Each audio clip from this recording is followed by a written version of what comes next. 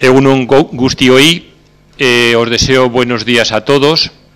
Empezamos la segunda jornada de rehabilitación de edificios.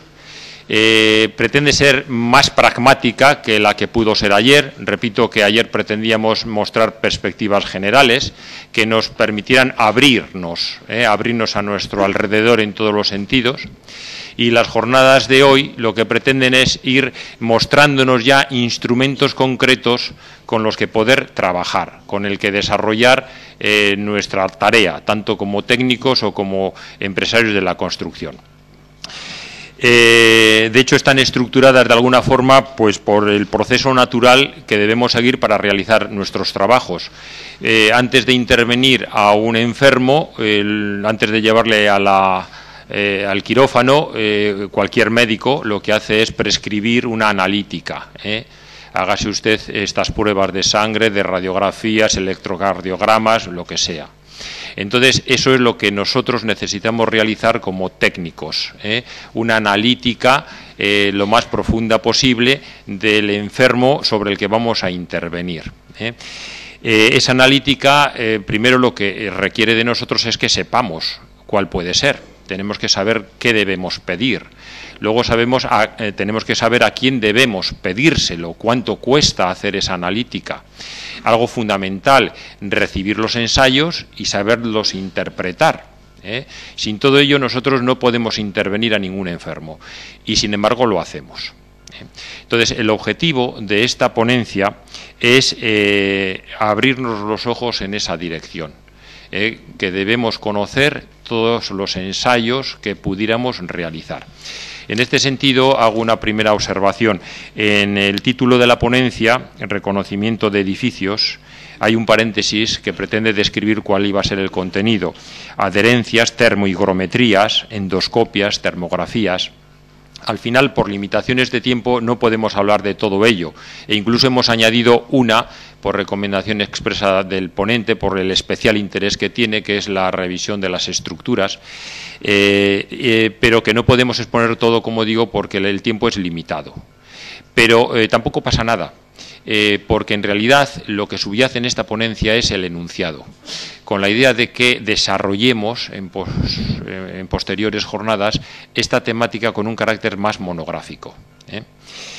Bien, la ponencia la va a realizar Jesús Díez, que es ingeniero industrial y director de rehabilitación de la División de Desarrollo Sostenible de Tecnalia. Durará 3/4 de hora y posteriormente él no puede quedarse al coloquio. Quizás, igual si alguien quiere hacer...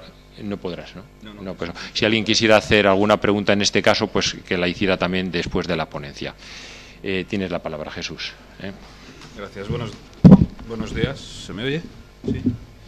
Buenos días. Soy Jesús Díez, como decía, de Tecnalia, y para que os ubiquéis alguno, del antiguo Lavein, que probablemente nos conozcáis mejor con ese nombre. Incluso a nosotros todavía, o a mí personalmente, me cuesta todavía lo del Tecnalia, pero ¿qué se le va a hacer? Bien, entonces, como decía, me decía en la presentación, culpa mía que he cambiado un poquito el contenido de lo previsto, pero es que es una cruzada personal el tema del reconocimiento de las estructuras. Y como yo soy ingeniero estructuralista, pues cada uno habla un poco de lo que le gusta, ¿no? Bueno, voy a ello. Entonces, la charla tiene como 4 partes. Esta primera que os decía del reconocimiento de la estructura, y luego sí va una serie de técnicas que también nos permiten reconocer, que es la monitorización. Os contaré un poquito qué es eso. Una técnica que es la endoscopia, quizá poco conocida, pero bueno, que existe, y algo que ya mucha gente habrá oído hablar, que es la termografía, que en este caso prácticamente es contaros un poquito unas experiencias de utilización que hemos tenido nosotros y que veáis que es una cosa que funciona muy bien. Bien, el reconocimiento de una estructura. La presentación veréis que es muy gráfica, con muchas fotos, porque al final la imagen vale, ¿no? O sea, y he de reconocer que está un poco, permitidme la palabra, prostituida por el trabajo que hacemos en el área que dirijo yo, que es el área de patología y rehabilitación y demás. Nosotros estamos viendo todo el día pequeños desastres, como ese que veis ahí, Y he de reconocer que tenemos la mente ya un poco putrefacta al hecho de estar conviviendo siempre con el desastre. No digo que todos sean desastres, pero en el fondo es como el médico. Al médico hay que ir cuando estás jorobado. Y las estructuras hay veces que están jorobadas y tiene que haber alguien que las cuide y las trate. ¿Qué hacer ante una estructura con daños? Esa es un poco la pregunta que quizá os tenéis que hacer, ¿no? Y hay una frase que siempre la pongo que me gusta, que no es mía además, creo que es de Cánovas, que dice que las patologías estructurales son el modo en que nuestras estructuras manifiestan su disgusto por el trato que han recibido en su concepción, proyecto, construcción o utilización. Es una reflexión bastante interesante. Espera, ¿dónde está lo de avanzar? No, este no es este. Bien, entonces, yendo al meollo. ¿Qué pasos? O sea, os voy a explicar un poquito digamos, una casi de metodología. ¿Qué pasos damos cuando nos enfrentamos a una estructura con problemas? No necesariamente tiene que ser con problemas, podría ser sin problemas, pero que haya que evaluar por un cambio de uso, por ejemplo. Es un poco esa cruzada que os digo. Hoy por hoy, legislativamente, no está obligado nadie a, si hace una rehabilitación en un edificio, a hacer un estudio de estructura, un estudio estructural. Y el problema es que vemos cosas que se hacen, que no se hace ese estudio y se está comprometiendo seriamente el futuro de ese edificio. Entonces, lo que os voy a contar aquí es un poco la metodología que nosotros tenemos desarrollada y hacemos en nuestro trabajo diario de reconocer una estructura para poder decir, casi como si estuviéramos haciéndola de nuevo, que en el fondo es el método que hay que llevar. O sea, que lo que hay que hacer con una estructura existente que le vas a rehabilitar por lo que sea, tienes que volverla a calcular y volverla a analizar para saber que tienes ahí una estructura y que garantizas unos años de funcionamiento en condiciones. Bien, entonces eso es lo que le llamamos un poco trabajos previos. Y entonces, bueno, hay cosas que parecen obvias, pero que no suelen ser tan obvias y que lo tenemos que decir, que es la cosa tan tonta como decir, bueno, pues hay que buscar el proyecto original. Porque entre ellos, o sea, ahí no es nada, porque buscar puedes buscar, otra cosa es lo que encuentres, ¿no? Entonces, bueno, normalmente si encuentras algo, pues vas a encontrar los planos de plantas, secciones, alzados, si tienes muchísima suerte, planos de armado. Perdonadme que está muy centrado en estructura de hormigón, pues básicamente porque el 90% y mucho del trabajo que hacemos es en estructura de hormigón. Lo que os decía, si la charla en vez de 3/4 de hora hubiera sido 2 horas o 3 o lo que fuese, hubiera podido hacer el símil en estructura metálica, estructura de madera o lo que fuese. Pero como casi todos, y en el ámbito en que nos movemos, trabajamos el 90% y mucho en estructura de hormigón, está centrado en ese tipo de estructuras. Bueno, os decía, entonces lo que hay que hacer es hay que hacer los intentos de buscar toda la documentación que pueda haber del proyecto original. Y ahí, pues, rezar a Santa Rita a que tenga suerte de encontrar planos o no, de encontrar memoria o no, de encontrar datos de los materiales utilizados o no. Ahí un poco en las imágenes veis planos antiquísimos, no me acuerdo muy bien de qué, pero bueno, planos de aquellos de los de amoníaco azul, que algunos que tengáis más años que yo o como yo, os acordaréis que se utilizaban en su día. Otro aspecto que también es importante es buscar la documentación histórica del edificio. En el fondo, ¿qué es lo que quieres buscar? Dices, bueno, vamos a buscar cómo se hizo, que es el proyecto, y qué ha pasado con él durante su vida o su existencia, ¿no? Ahí se podrán detectar pues posibles reformas, cambios de uso, reparaciones, quita por allí, pon por allá. O sea, quiere decir que, mira esta foto de aquí abajo, es el Teatro Campos como era en origen. Bueno, una de nuestras obras emblemáticas es el Teatro Campos, tengo que decirlo así. Hemos sido autores del proyecto de rehabilitación y de la dirección de obra y demás. Y ahí, por ejemplo, en su día buscamos. Y fijaros la fachada del teatro como era y lo que es ahora. Es decir, que es que aquí hay un edificio que ya no existió, que se vendió, que se hizo la casa de al lado, etcétera. Quiero decir que es interesante buscar cuál ha sido su historia, pues porque te da pistas sobre lo que ha podido pasar con él o no. A partir de que tengas esa documentación, bueno, lógicamente la documentación que obtengas hay que hacer una comprobación de que luego eso es lo que tienes ahí en el edificio. Y entonces hay una serie de trabajos, llamamos trabajos de campo. Esos trabajos de campo, lo primero que siempre hay que hacer, y además digo siempre hay que hacer, es ir a ver aquello, o sea, hacer una inspección visual.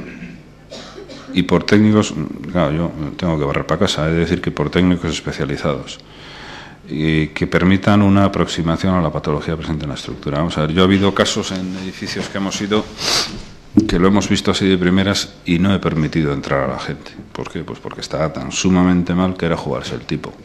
Entonces, algo tan tonto como eso es lo primero que hay que plantearse, porque hay sitios, o sea, los edificios de verdad, hazme caso, que se caen, de vez en cuando se caen.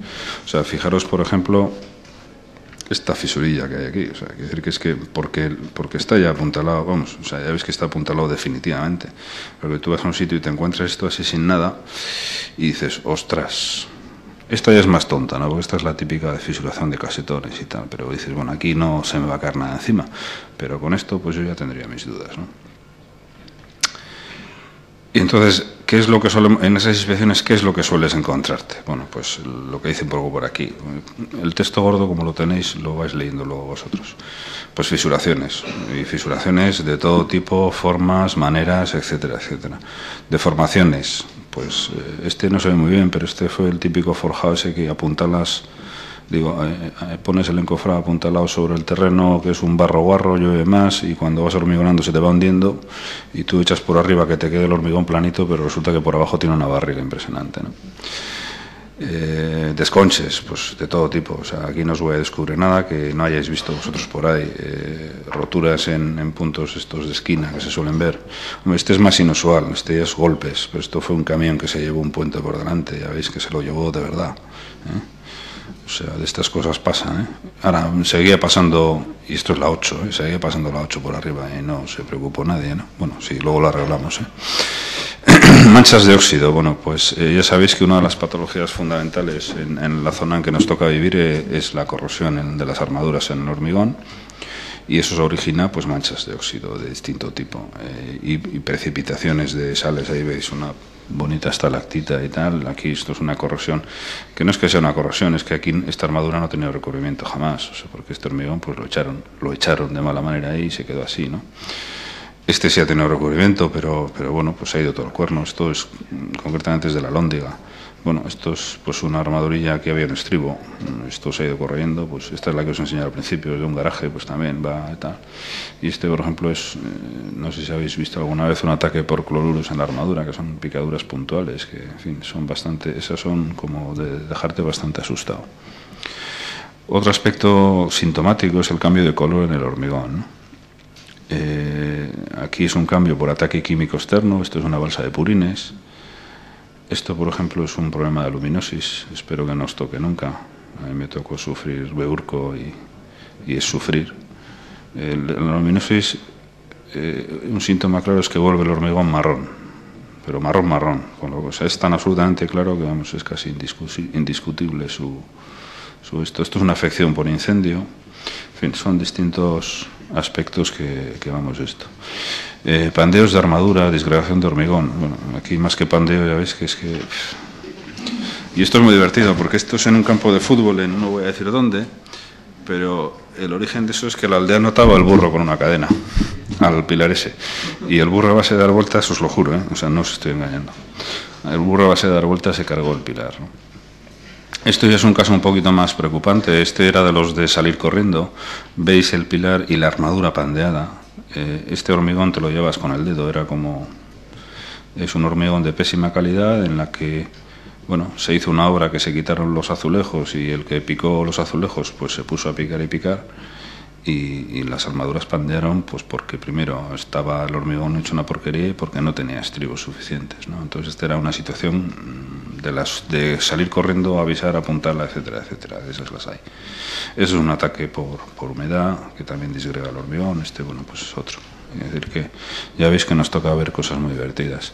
Y bueno, luego esta ya es la de reírse del todo, que son las intervenciones humanas poco afortunadas, por decirlo suavemente, ¿eh? Porque claro, aquí el fontanero, pues chico, no acertó la primera, probó el segundo tampoco, y el tercero, ya con el tercero se cargó todo, ¿no? O sea, fijaros esa armadura, esa viga plana, cómo se ha quedado la pobre. Y luego lo bueno es que no lo usó para poner ningún tubo, lo cual es acojonante. Yo era para dar un poco de humor a esta cuestión, Bueno, aquí pues era el electricista, ¿no? Que poniendo los tubos de electricidad, pues necesitaba pasar por aquí. No sé muy bien, pero bueno, y como había una armadura que le estorbaba, pues la quitó, ¿no? Y ya está, hace puñetas.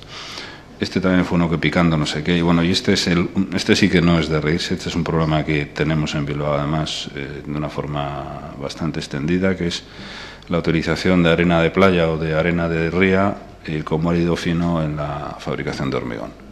Esto que veis es una concha, una almeja. Entonces, en cuanto ves una almeja en el hormigón, dices, estate. Esto origina que se presenten cloruros en el hormigón y esto presenta unos ataques a la armadura que en algún edificio muy importante de Bilbao ha exigido su demolición completa. Y no os descubro nada. En el Mercado de la Ribera esa ha sido una de sus razones, ¿no? Bien, eso es un poco las cosas múltiples que te puedes encontrar cuando vas por ahí viendo cosas. Lo siguiente que, claro, si tienes que hacer una evaluación de una estructura, pues tendrás que saber cuál es su geometría. Si has obtenido planos de esa búsqueda que has hecho antes, pues lo que tendrás que hacer es comprobar que eso es así. Y si no has obtenido planos, pues tendrás que sacar la geometría pues haciendo algo tan sencillo como medir, etcétera, etcétera. Y luego otro aspecto que para la evaluación estructural del edificio te hace falta es determinar las cargas actuantes. En este caso, como tienes el edificio ahí, pues las cargas permanentes, por lo menos esas las puedes determinar, vamos, sin equivocarte ni medio kilo, ¿no? Y las de uso, pues las que vayan a ser, o las que sean, o las que vayan a ser, sin más. Bueno, esto es un poco cómo reflejamos las cosas, pero bueno, eso sí que no tiene ningún sentido. Bien, a partir de ahí, que has hecho esa inspección visual, ya tienes que analizar todo eso y determinas, pues porque como no tenemos los ojos de Superman, pues tenemos que mirar las cosas por dentro. Y entonces determinas la realización de catas para observar zonas ocultas de estructura y para determinar, pues básicamente la armadura en el hormigón y cómo son las cimentaciones. O sea, las cimentaciones, pues generalmente no queda más remedio que hacer una cata, tal, descubrir, ver cómo es la zapata, ver cómo es. Hace poco en San Sebastián hemos hecho un trabajo que hemos descubierto la encepada, hemos descubierto el pilote y hemos ensayado el pilote debajo. Y nos hemos metido como 3 metros y pico bajo tierra, ¿no? Pero bueno, pues si hay que hacerlo, lo haces.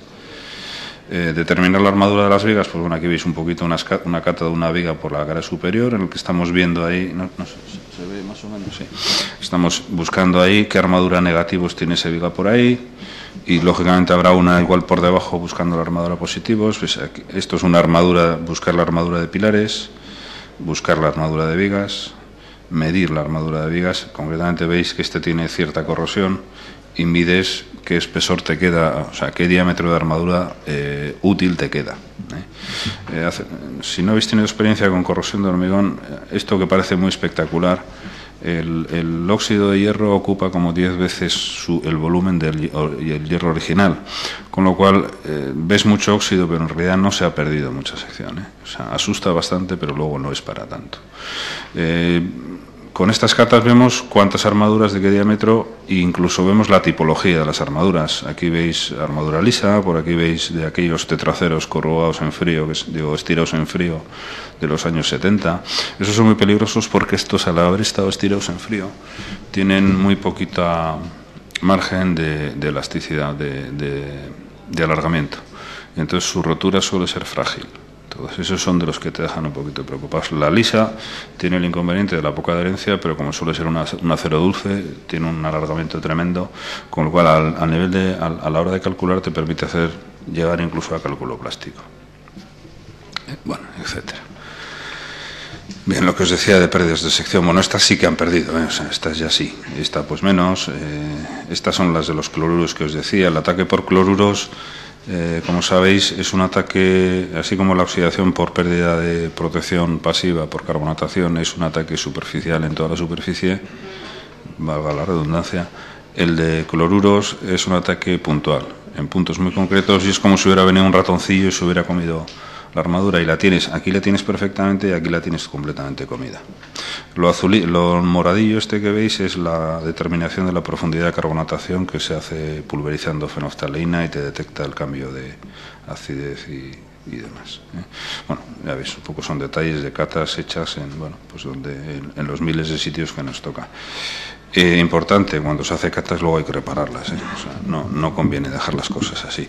Bien, otra toma de muestras muy típica que todos conocéis es la toma de testigos de probetas testigo para determinar, pues lo más sencillo es determinar la capacidad resistente del hormigón, la carga de compresión, pero también permite analizar el hormigón, hacerle otro tipo de ensayos,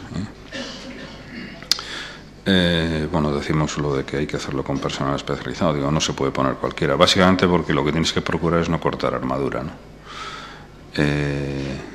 Se hace generalmente con sonda rotatoria de distintos diámetros. Las normativas de ensayo de testigos te dice que hagas un diámetro que sea 2,5 veces el tamaño medio del árido que tienes. En hormigones antiguos nos encontramos áridos, pues hay una obra aquí en Bilbao que me encontré árido de este pelo, o sea, con lo cual dices, no hago un testigo así, ¿no? Lógicamente ahí pues tienes que hacer lo que puedas, ¿no? Pero vamos, lo normal es para también colar el testigo entre armado, pues hacer testigos de 7,5, que son los más habituales, Y luego también te exige una longitud, que si no la puedes obtener hay unas tablas de corrección, pero hay que intentar que la longitud mínima sea 1,5 veces el diámetro, con lo cual hay que intentar sacar un testigo pues de 12 centímetros mínimo, ¿no? Para cortar y tener esto. Bien, para determinar el tema de lo que os he dicho de los cloruros, pues hay que hacer toma de muestras de hormigón para hacerle luego los ensayos de determinación de cloruros. Eso se hace pues básicamente con un taladrito, vas recogiendo el polvo en un sobre y a distintas profundidades, etcétera, etcétera. Claro, se pueden dar casos tan dramáticos como estos, ¿no? O sea, que estos son muestras de armadura, que ya está, esto es un pilar aquí en los muelles de la ría y esto también es una viga en los muelles de la ría, que precisamente ahora se va a empezar a trabajar en ellos, que ya va siendo hora. Y lo que os decía, es importante, todo lo que como estudio hagas tú de roto, tienes que repararlo, independientemente de que arregles aquí, pero aquí esté todo destrozado. Yo creo que simplemente por ética, lo que uno rompe analizando tiene que taparlo. Esto es una reparación de cata y esto es un relleno de testigo. Y es importante utilizar materiales que den las prestaciones, que no tengan retracción y demás. Es muy típico a veces ver testigos reparados con un mortero normal y que se ha abierto una fisurilla todo alrededor, con lo cual es como si no estuviera relleno. Eso tenéis que exigir que se hagan en condiciones. Bien, luego hay una serie de ensayos que se pueden hacer en campo, que son básicamente técnicas no destructivas que te permiten determinar diferentes propiedades del hormigón. Y hay casos en los que el daño es muy pequeñito. Bueno, todos conocéis un poco la técnica de los ultrasonidos. Los ultrasonidos no es un ensayo, bueno, es este aparato que veis por aquí, es un aparatillo con dos palpadores, un emisor y un receptor, que lo que hace es lanza una onda ultrasónica y lo que te detecta es el tiempo que tarda en llegar al receptor. Y midiendo tú la distancia entre caras tienes el dato de la velocidad. La velocidad de cómo se transporta la onda ultrasónica en el hormigón, y eso está relacionado con la calidad del hormigón. No está directamente relacionado. Vamos a ver, con un dato de ultrasonidos no puedes decir este hormigón es de tanta resistencia. Son datos que los puedes correlacionar porque el único ensayo que te da la resistencia es el testigo. Entonces, imaginaros que tenemos que mirar una estructura tan grande como este hotel, ¿no? No vas a inflarte a hacer testigos, a hacer 200 testigos. Primero porque es una burrada de pasta la que te gastas y una avería que haces interesante. Entonces haces una serie de ellos, 20, pero lo que sí puedes hacer es 400 ultrasonidos, porque como tienes paredes que puedes mirar, bueno, aquí habría que quitar los revestimientos, pero bueno. Entonces haces muchos ultrasonidos y lo que haces es, donde has hecho el testigo también haces ultrasonido. Y todo eso te permite, mediante correlación estadística, sacar unas curvas que te dan la correlación de un valor de velocidad de ultrasonidos a un valor de resistencia. Entonces, bueno, eso es... hombre, a veces la correlación en edificios antiguos sale fatal, porque sabéis que los hormigones antiguos eran muy poco uniformes, se hacían en amasadas muy pequeñas, entonces pues puedes tener aquí un pilar de 100 y otro de 200 con toda tranquilidad. De hecho, los hemos encontrado muchas veces. Bien, hay aspectos de la corrosión. Hay un equipo, el Geocor. La verdad es que es raro que lo tenga, es un equipo muy complicado de manejar. Nosotros tenemos uno, pero que te mide intensidades y potenciales de corrosión y resistividad del hormigón. Bueno, en el fondo lo que te dan son valores que te dice cómo está el proceso corrosivo en ese hormigón, si está avanzando o no, si está quieto parado y cuánto está avanzando o no. Es un tema de química, electroquímica bastante complicadillo, pero bueno, te da pinta bastante interesante lo que puede estar pasando. Bien, lo de la fenolftaleina que os contaba era para obtener la profundidad de carbonatación. Tenéis por ahí un poco las UNES que los dicen. El esclerómetro que todo conocéis. El esclerómetro la verdad es que nosotros usamos poco porque es un cacharro que como solo te da... es el ensayo de la bola superficialmente, solo te dan las propiedades del hormigón en la superficie y muy superficie. Entonces, en hormigones muy nuevos, la superficie todavía está en esto, con lo cual no es muy significativo. Y en hormigones viejos, al carbonatarse, el hormigón endurece un poquito, con lo cual también te desvirtúa el resultado interior. Y el esclerómetro también te da valores que tendrías que correlacionarlos con testigos. Probablemente lo ideal sería hacer esclerómetros, ultrasonidos y testigos y hacer una correlación de los tres valores. Bien, y luego la endoscopia, que luego os cuento, pero vamos, la endoscopia es un cacharro que te permite mirar. Bueno, os lo cuento luego casi. Este es un poquito el equipo G-Core, que hay que abrir, hacer contactos eléctricos en armaduras y luego emites una onda. Es un follón. Eso si queréis que un día que venga la química mía os lo cuenta. Es que es un lío. Este es un poco el equipo. Y es lo que os digo, por método cualitativo da el potencial de corrosión y resistividad y la intensidad. Este es un poco, la intensidad te da la velocidad y el potencial es si hay condiciones para que se esté produciendo o no la corrosión. Ya veis que bueno, pues lo estamos haciendo en diversos sitios. Concretamente aquí es el monumento de la Virgen de Orduña, que tuvimos que estudiar y tuvimos que analizar un poco cómo estaba todo aquello. Bien, luego empieza a haber otros tipos de cacharros. Aquí empieza por el georradar. Bueno, el georradar, nosotros tenemos uno, pero yo todavía no lo estoy vendiendo porque es que de verdad no sé qué podemos sacar con él o no sacar. Es un equipo complicado, teóricamente es un equipo que te tiene que dar armaduras en hormigón con toda facilidad, te tiene que decir lo que hay por debajo del suelo con toda facilidad, pero todavía no le hemos podido sacar chispas a ese equipo. Hay gente que ya le hace las cosas, muy poquita gente en España, pero todavía hay gente que lo hace. El pachómetro es el que todo el mundo conocéis, que es un detector de armaduras, detector magnético de armaduras, que simplemente te dice dónde están. Ahora hay un equipo que ha sacado Hilti hace un año y pico, o un año más o menos creo que es este de aquí arriba, el Ferroscan, que la verdad es que ya sí es un equipo que puedes decir que te dice dónde está la armadura, de qué diámetro y a qué profundidad. El dónde está y a qué profundidad he de reconocer que los clava. El diámetro, ellos mismos dicen que puede fallar en un diámetro arriba abajo. Claro, ¿esto qué te permite? Pues que en vez de hacer una cata de esas que habéis visto antes en las fotos muy grande, pasas primero este cacharro, ya pintas encima de la superficie donde está todo y dices, bueno, para confirmar el diámetro pues hago una catita pequeñita a buscar el diámetro y lo mido. Y con eso confirmas. Es un cacharro que te permite hacer menos averías en obra, ¿vale? Luego hay otro equipo, el Impacto Eco. Yo debo reconocer que este no lo tenemos, este lo hemos visto en bibliografías y demás, que también sirve para buscar un poco dónde están los huecos, en fin, este no os puedo contar mucha historia. El pull-off, que era una de las cosas que solo lo he puesto aquí, es este equipo. Es un equipo que te permite medir adherencias de cosas con cosas. Puedes medirlo en el hormigón para hallar la resistencia de adherencia superficial, si por ejemplo luego aquí vas a pegar fibra de carbono o lo que sea, que es fundamental la adherencia.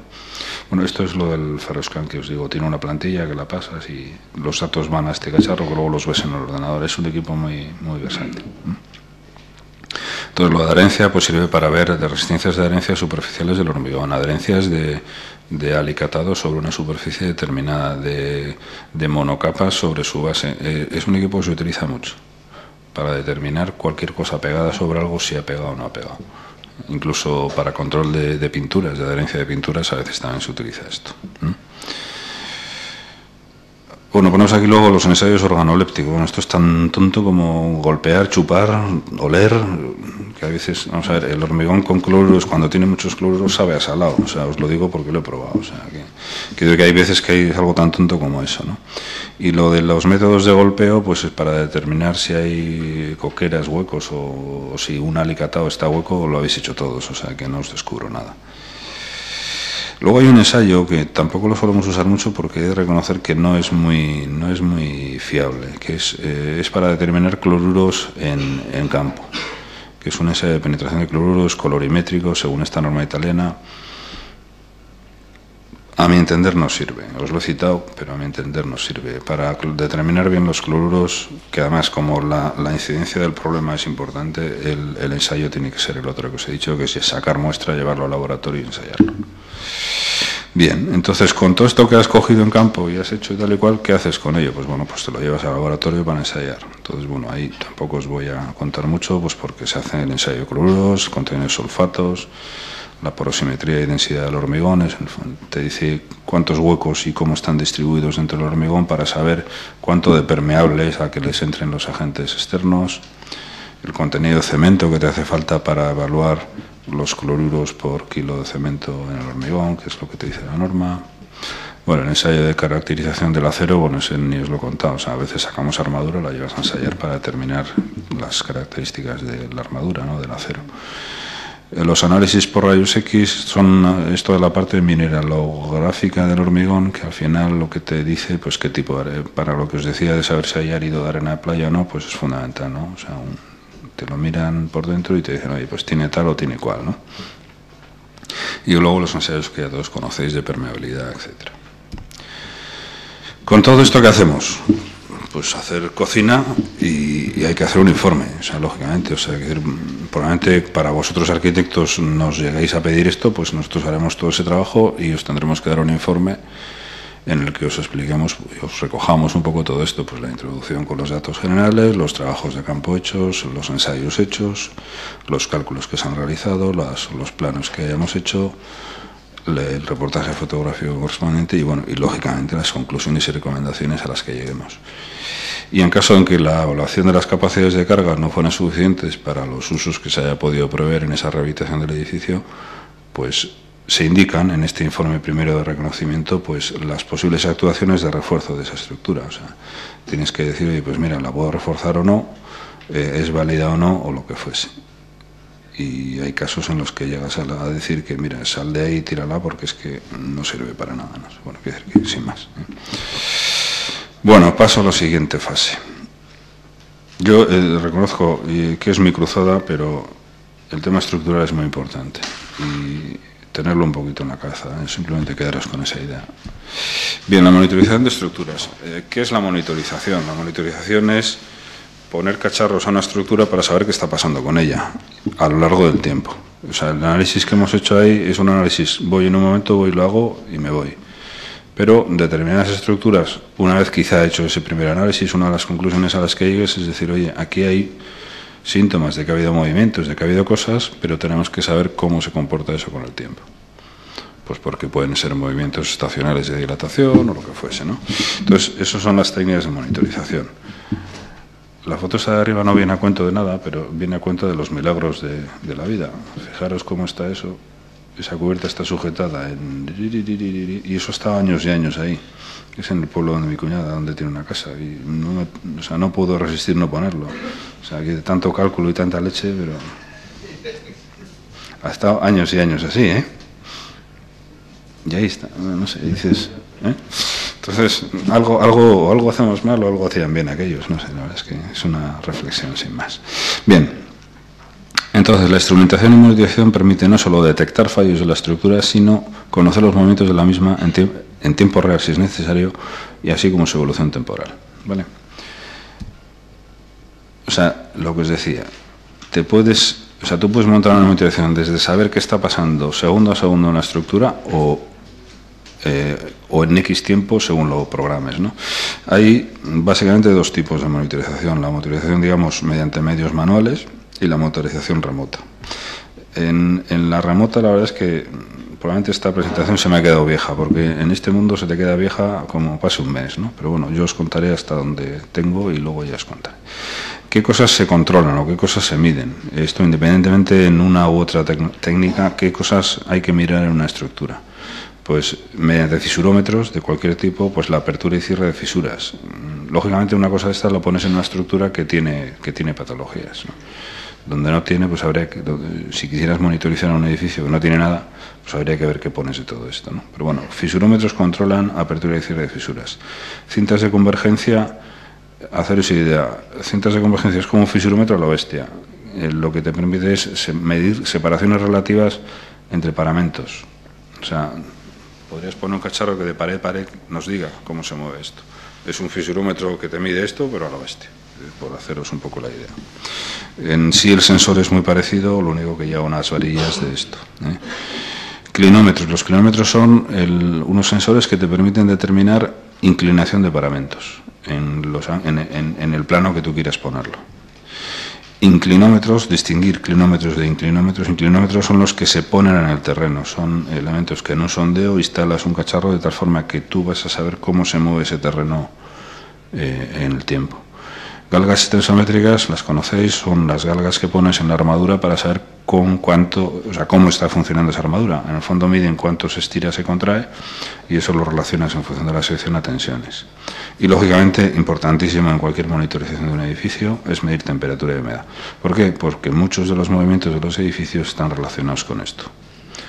Y lo que hay que discernir es qué movimientos son los que no son debidos a las variaciones de temperatura y humedad, porque vamos, los edificios con las estaciones se mueven y se mueven de narices. Si las juntas funcionan, adiós gracias. Bien, luego tecnologías de monitorización hay múltiples. Os he puesto aquí en algunas. Nosotros, digamos, yo reconozco que en Tecnalia, la experiencia que tenemos es con hilo vibrante y quizá un poquito con Drawwire, pero Drawwire en monitorizaciones en laboratorio. Este tipo de monitorizaciones son las que también pones en un laboratorio cuando haces ensayos de piezas estructurales o lo que fuese. Bien, la manual es la más sencillita, es la que es más barata, obviamente, porque todo estoy hablando que son cosas de dinero. Entonces, las referencias, por ejemplo, esto es una medición de fisuración, ¿no? Todos conocéis los testigos de escayola, pero eso simplemente te dicen que es abierto y se rompen y ya está. Mediante esto, que es 2 daditos de aluminio pegados a ambos lados de la fisura, que luego vamos con un calibre digital de apreciación de décimas de milímetro que te dice cuánto se mueve, tú cada vez que vas lo mides y ves a lo largo del tiempo cómo funciona eso. Claro, tienes que ir allí, o sea, por eso es la manual, ¿no? Esta es la de, pero claro, es la barata, simplemente pegas eso, lo dejas ahí y ves cuántas veces te hagan falta. Este es el clinómetro, bueno, hemos puesto en inglés Stilmeter, el que te permite saber este paramento en su plano cómo se está moviendo. Esta es la cinta de convergencia, que al final dejas 2 argollas, una en cada lado, pones este cacharro y te está diciendo, oye, pues estas caras se han juntado, se han separado tanto. Este es el inclinómetro en el que has hecho un sondeo, dejas un tubo y metes el cacharrito y te va diciendo ese tubo dentro del terreno cómo se ha movido. Y bueno, este es un aparato típico de medida de temperaturas y humedad, sin más. Entonces estas son de las que coges, vas y mides. Entonces, bueno, en función de los datos que te vas dando en una fecha determinada, pues vas obteniendo gráficas de qué es lo que pasa. Pues esto es una gráfica, no sé ni de dónde es, pero bueno, pues aquí ya veis que hay testigos que han subido, han bajado, han subido, tal. Si os fijáis, esto era febrero-marzo, esto es febrero-marzo, fijaros que en febrero está aquí y en febrero vuelve a estar aquí y en verano estaba aquí. ¿Esto qué quiere decir? Joder, esto es un movimiento estacional de dilatación. En verano se ha recogido porque se dilatan los elementos, la fisura se cierra. En invierno se abre porque se contraen los elementos y la fisura se abre. Entonces, es importante relacionar a fecha y temperaturas porque te dice claramente, o sea, discrimina. Si este es un movimiento estacional, además a este no le puedes hacer nada porque no lo tapes. Lo tapas en verano, llegar al invierno se te machacará. Si lo tapas en invierno, llegar al verano y se te abrirá. Esto es una junta de dilatación o una fisura que hace las veces de junta de dilatación. Luego veis por aquí otras. Fijaros aquí, este conjunto en general está mostrando todo un comportamiento estacional. Bien, de todas estas gráficas y interpretaciones, lo que está la cuestión. Veis aquí, esta sí es la temperatura relacionada a esta. Ya veis que efectivamente hacía más frío aquí, hacía más calor aquí, más frío aquí. Yo en algún caso de tener un edificio de una longitud determinada y medir el salto térmico bien, hacer la cuenta del coeficiente de dilatación por longitud, por temperatura y te sale clavado. Esta es una gráfica de los inclinómetros esos del suelo, que al final te hace una línea del suelo, no se ve muy bien, te hace la línea del suelo y cómo se mueve el suelo en el tiempo que los está controlando, ¿no? Bien, la monitorización remota, esta es en la que el problema es más importante y quieres tener un control más exhaustivo, o bien tienes el edificio pues donde Cristo perdió el mechero y cada vez que vas es un follón. Entonces lo que haces es hacer una instalación, digamos, automática. Son una serie de cacharros, este es un fisurómetro, ¿sabéis? Que pincha aquí y el sensor detecta. Este es un fisurómetro de cuerda vibrante. Esta es la versión, ya reconoceréis, donde nos hemos quedado un poco anticuados, que es la versión de sensores cableados. Ahora ya sabéis que es prima lo inalámbrico, pero en este tipo de cosas todavía la versión cableada tiene una ventaja sobre la inalámbrica. Hombre, tiene una desventaja, que al final inflas todo de cables, ¿no? Pero lo bueno que tiene el cable es que la señal no te la desvirtúa nadie. Y como los rangos de medición son señales tan mínimas, cualquier interferencia te puede echar por tierra lo que estés midiendo. Entonces, la versión cableada es, a nivel de mediciones, como mucho más estable. Reconozco que es una castaña, porque imaginaros la sarta de cables que hay por aquí. Si habéis estado haciendo la visita en la Catedral de Vitoria y os habéis fijado, habréis visto cables azules de estos a diestro y siniestro. La culpa es nuestra, porque la monitorización de la Catedral de Vitoria la montamos nosotros y es toda cableada. Aquí veis un poquito, bueno, este es el del fisurómetro, este es el clinómetro, el que te mide la inclinación de esta columna, y estas varillas que veis por aquí son las cintas de convergencia, que el sensor es este, y luego lo que haces es echas una varilla al otro lado. La varilla es de un acero especial que se comporta de dilatación que prácticamente no tiene, con lo cual de todos estos sensores luego ellos llevan unos sensores de temperatura internos que corrigen las medidas. Estos son, porque os hagáis una idea, en su momento estos cacharros, cada uno de estos costaba unas 100.000 pelas, o sea, y perdóname que yo soy de las pesetas todavía, unas 100.000 pesetas cada sensor de esto. O sea, el montaje de esto es un montaje caro.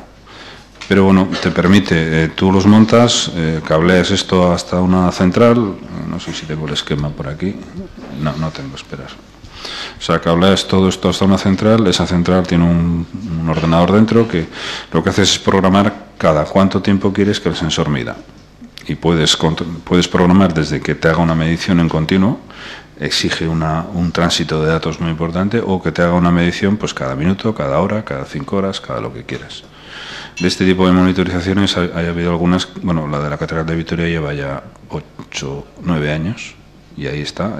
Esa en este momento ya la hemos transferido al cliente, pero las que tenemos montadas nosotros había algunas que las hemos tenido 2 y 3 años.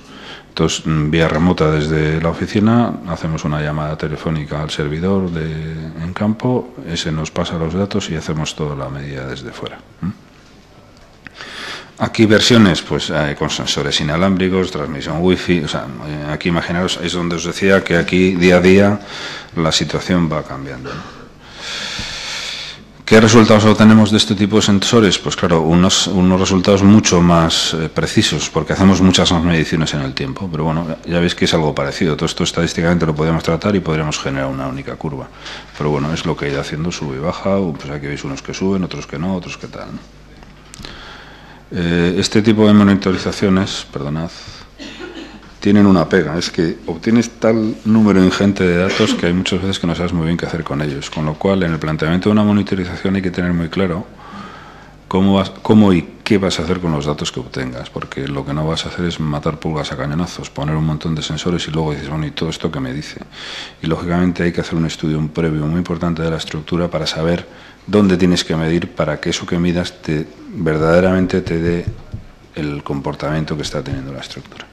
Es la parte más complicada. Entonces, la parte de cacharrería, bueno, pues esa se hace y ya está.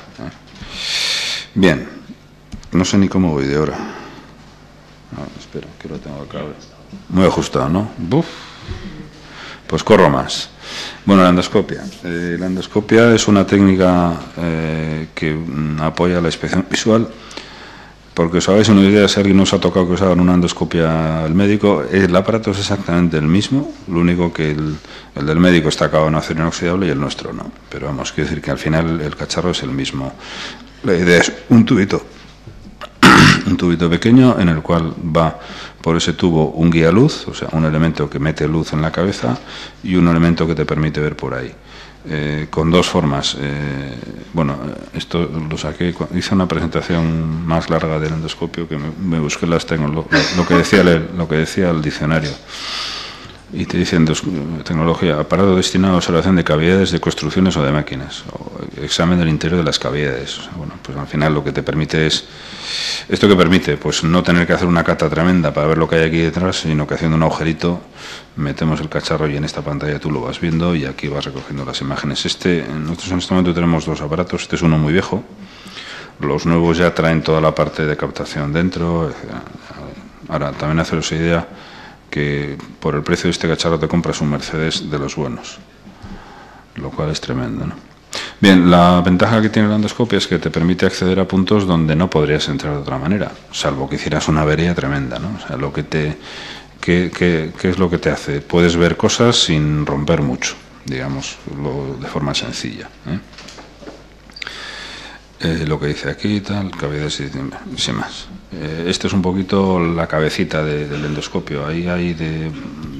Cada fabricante tiene el suyo, pero bueno, hay endoscopios rígidos, que bueno, estos son los más antiguos, que eran ópticos además, por una serie de lentes veías ópticamente lo dentro, pues hay más pequeños, más grandes, estos los sigue habiendo en el mercado, ¿no? Estos son bastante baratillos, y luego hay los flexibles, que les llaman flexoscopio, a mí no me gusta la palabra, y ya los buenísimos son estos de aquí abajo, que son las que ya son, que no es que veas tú ópticamente a través del tubo, sino que lo que tienen en la puntita es una microcámara. Tienen la capacidad de movimiento de este estilo, o sea, puedes moverlo en cualquier sentido y tú metes el asunto y puedes ver. Esto es ventaja, que ves por todos lados, pero hay una desventaja clara, es que te desubicas totalmente de qué es lo que estás viendo dentro, o sea, no sabes qué es el arriba abajo, entonces a veces hay que hacer incluso dos agujeros para poderte situar, ¿no? Esto es un poquito la cabecita con la microcámara y la luz. Y este es el último que tenemos, que tiene una pantalla y vas viendo. El diámetro que tiene esto son 6 milímetros, la longitud de tubo, pues hay yo creo que hasta de 6, nosotros tenemos uno de 4. Y este vale como un Mercedes de los gordos. O sea, no sé si son el último, este son 45.000 euros o no sé qué burrada. Bien. ¿Y qué te permite ver? Pues bueno, pues mira, aquí os he puesto unas fotos de ejemplos prácticos. En una casa, un falso techo, un suelo, una casa de madera. ¿Y cómo veo cómo están los olivos o cómo no? Pues mira, que el agujero no lo tuvimos que hacer, estaba hecho, aquí sí lo hicimos. Te metes por ahí y bueno, pues mira, vas viendo, este es olivo que tal, este no sé qué, o sea, que te permite entrar a sitios inverosímiles, Te permite también incluso ver cuando sacas un testigo cómo es por dentro luego, porque igual ves que primero tienes hormigón, luego no sé qué, no sé cuál, pues puedes meterte dentro, puedes meterte en un tubo, puedes meterte, no sé, bueno, pues sabéis, en muros, por ejemplo, en edificios del patrimonio histórico, que te interese saber la composición de los muros, que tiene una capa externa, un relleno y tal, bueno, pues haces un taladro largo, tenemos una broca de estas largas, haces un agujerito y luego vas metiendo esto y vas viendo lo que vas teniendo. La camarita en la punta tiene unas ópticas que te permiten o ver de frente o ver a 45 grados, e incluso tiene otra cabeza que es una lente estereoscópica que te permite, de donde llegues, medir. O sea, te podría permitir decir, oye, de aquí a aquí hay tanto, ¿no? Esa es una de las últimas virguerías que tienen. Lo que os contaba antes de la Virgen de Orduña está hecha con dos paramentos de hormigón que tienen un hueco interior y, por ejemplo, pues bueno, todo el hueco interior lo vimos con el endoscopio y ya veis que tenía todas las armaduras sueltas y demás. Cuando subáis Orduña no os pongáis mucho tiempo debajo de la Virgen, por favor.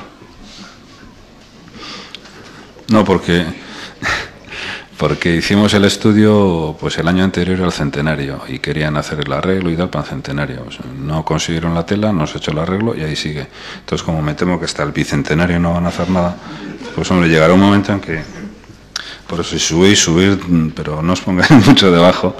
Yo subo todos los años en Nochevieja y procuro no ponerme debajo, sin más. Bien, y por seguir corriendo, la termografía, que es ya lo último. Bueno, la termografía infrarroja. Bueno, esto, por deciros, esto antes era un poco inaccesible porque los equipos valían una pasta indecente. Un poco lo mismo que la endoscopia, ¿no? Los fabricantes ya van sacando cámaras con un precio muchísimo más accesible y mucho más fáciles de manejar. Lo importante de la cámara es el rango de temperaturas que te es capaz de discernir. Y es donde está ahí el precio. O sea, si tú quieres una cámara que te distinga décimas de grado, pues es más cara que la que te distingue grado. Pero bueno, eso tenéis que valorar un poco las aplicaciones que queréis hacer con ello y en función de eso tener o no tener. Claro, igual es mejor tener una que solo te detecte un grado, salto de un grado, que no tener nada. Bueno, aquí os he puesto un par de fotos de un trabajo que hicimos, no voy a decir ni dónde ni nada, pero fijaros que la endoscopia, la termografía nos está permitiendo ver varias cosas a la vez. Fijaros que nos está permitiendo ver dónde está la estructura. Mirar, por ahí va el pilar, por aquí van los pilares, dónde está el forjado. Pero lógicamente nos está permitiendo ver, pues eso no os tengo que decir lo que es, ¿verdad? Un pedazo puente térmico que lo flipas. Bueno, estas son las pérdidas en la ventana, pues vale, esta ventana probablemente aquí no esté muy bien sellada y tal, no sé. Las tiras estas no es nada, sino simplemente es la decoración que tiene por fuera la casa, imitando una arquitectura así neovasca, o llámala como quieras. Entonces, bueno, es una técnica que permite ver la termografía. Básicamente es diferencias de temperatura con una precisión importante sin tener contacto. Y en función de eso, pues puede servir para muchas cosas. Las mediciones infrarrojas, que es es una cámara del rango del infrarrojo, esas se convierten son temperatura y eso se convierte en una imagen que te permite ver cosas. Y en función de los colores te da la escala. Veis aquí, este por ejemplo es un caso muy típico también, que es que la cámara de aire en la fachada entre las dos paredes, la parte de abajo la llena, se les va cayendo todo el escombrillo de según van levantando, y al final te genera que ahí en los 2 o 3 primeras filas de ladrillo no hay cámara, sino que como está todo rellenado te genera un puente térmico importante. Y fijaros qué tontería es ir a hacer. Esto tiene un problema, que es que hay que ir de noche. Claro, porque tienes que hacer las fotos termográficas, es mejor hacerlas de noche. Y entonces te salen todos los perros y tal, pero bueno, pues no, es que aquí no salieron. Te os recomiendo llevar un bastón por si acaso. Y avisar a la gente que vas a estar por ahí, porque si no te llaman a la policía, que también nos pasó una vez, ¿no? Te viene al chaño, que usted qué está haciendo aquí y tal. Bueno, pues mire esto y tal. Bueno, aquí veis un poquito el caso de antes, es un encuentro entre paramento y techo, y bueno, pues por no hacer bien el aislamiento había aquí unos puentes térmicos muy importantes. Y este es un tema también. Hay un aspecto que también te permite ver, aparte de esto, dónde hay humedad, dónde hay más humedad o menos. Y, por ejemplo, en interiores, pues te permite ver dónde hay posibilidades de enmohecimientos por condensación. Este es el típico encuentro. Este creo además que es de estas casas por el interior. O sea, es esto que vemos por aquí por fuera, que dices, tengo aquí unos puentes térmicos que me pueden originar, efectivamente dentro los ves que tienes unas zonas con más humedad, menos temperatura, y que te van a favorecer que en un momento dado te salgan aquí hongos y tal. Entonces, era una de las partes que quería que añadiese. Yo la verdad es que no soy muy experto en esto, pero haceros una idea de que es una herramienta muy, muy, muy útil. Tiene el inconveniente ese que tienes que hacer las tomas de noche y vigilando un poquito que no sean ni días muy cálidos ni días muy fríos. O sea, tienes que buscar un poco el día en que haya contraste. Yo creo que en algunas de estas dijimos que se pusiera la calefacción y tal. A veces puedes hacer eso, decirle a los dueños de la casa, voy a poner la calefacción para que vea yo por dónde entra, sale el calor y tal. Pero bueno, quiero decir que es un poquito, aquí veis muy claro, o sea, las ventanas es un sitio por donde se escapa, pero simplemente porque no están bien hechos los sellados laterales. Y bueno, este vuelve a ser el mismo, el encuentro del paramento con el forjado que tienes ahí. Bueno, ya ves, era simplemente poneros unas fotos como muy significativas que os hacen ver. Ves aquí en toda una fachada, pues ves muy bien claramente lo que pasa en estos escapes de aire, también se ven muy bien. Y estas, por ejemplo, siempre se hace la foto normal y la infrarroja, porque tienes que relacionar, ¿no? Aquí entonces eran unas que se veía muy claro, las he puesto. Esto es la foto normal, ya veis que es de noche. Estos son unas viviendas en Biarritz, creo que era. De hecho, hemos pillado ahí una persona, ¿lo veis? Y bueno, veis un poquito aquí las cosas y dices, bueno, ¿qué es esto que hay aquí? Pues esto probablemente es una viga que viene de frente y entonces hay un puente térmico ahí. Bueno, pues quiero decir que veis que relacionas muy bien una cosa con otra. Sin más, era poneros unos ejemplos porque no era cuestión de entrar a la técnica. Bueno, y gracias por la atención. Como me tengo que ir, lo siento, si alguien quiere preguntar algo, tenemos un ratín. Si es que tenemos un ratín, que no lo sé. Y si no, pues me tenéis ahí en el correo ese a vuestra entera disposición para lo que queráis.